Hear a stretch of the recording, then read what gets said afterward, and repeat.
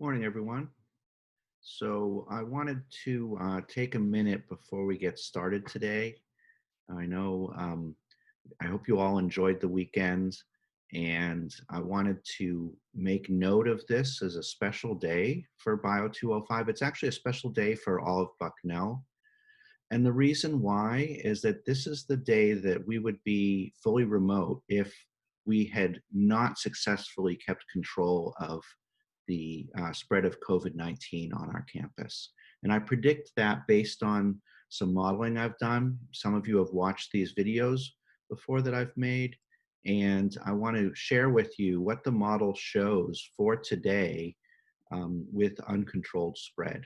And this is really an important message because we need to maintain the vigilance that we've had so far here on campus, but I also want us to take a moment to celebrate the success.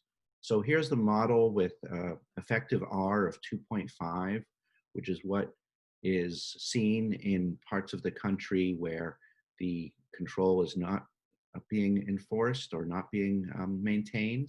And you can see today on September 13th, we would have 2 severely ill people. We would have had 690 people on campus, both faculty, staff, and students who had gotten COVID-19 at this point, or maybe been infected and been asymptomatic and maybe recovered by now and not even have known that they had spread it to other people. We would have 300 people on campus right now that would be infectious and spreading the disease. Instead, we only have 4 active cases that we're aware of, and of course, those people are quarantined and are in isolation. And now I want to also put on this graph, I'm going to add to this our actual data from here on campus, just so you can see how different it is from this scenario.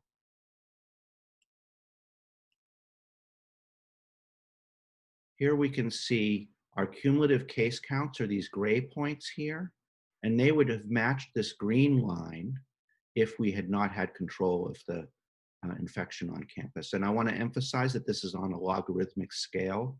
So the difference between the 16 cumulative cases that we've had here on campus and the 600 plus that we would have had at this point is enormous. I want to instead show you a different scenario. This is more like what matches our actual data. You can see a very slow but steady increase in cases on campus. And this is to be expected because we do still have interactions with the outside environment, and people can get infected. The slow and steady number of cases on campus, though, you can see matches this green line, which corresponds to an effective R of 0.6. And this is really something to be proud of as Bucknellians, that we've been able to maintain this for 4 weeks into the semester. Of course, we still have another 10 weeks to go, but if we can maintain this throughout the semester, this level of infection control, you can see that we end up with fewer than 70 cumulative cases by the end of the semester. And that's going to be really impressive and going to be a huge success story. And it also will mean that the spring semester will be able to have on campus as well, and perhaps even have some different levels of restrictions than what we have had to have right now. Of course, that will also depend on what's going on nationally and back home. So I just want to take a minute to acknowledge the successes that we're having here on campus. Also acknowledge that it's not easy. It's been a lot of sacrifices that we've all had to make, and that but that it is paying off and that it's working, and that I want to take a minute to kind of celebrate that at this point in the semester. I also want to just quickly switch over to one more graphic that is relevant to this and show you the case positivity rate.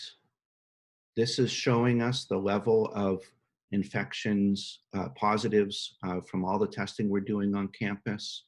And you can see that throughout the semester, since the very initial part where we had a little bit of a peak, we have now a very steady rate below 0.2%. And we have this little blip here that's caused by the 2 recent cases positives that we have here on campus. So this is to highlight that we're doing a very good job of testing here on campus by testing everyone, all the students every 10 days and all the faculty and staff every 14 days.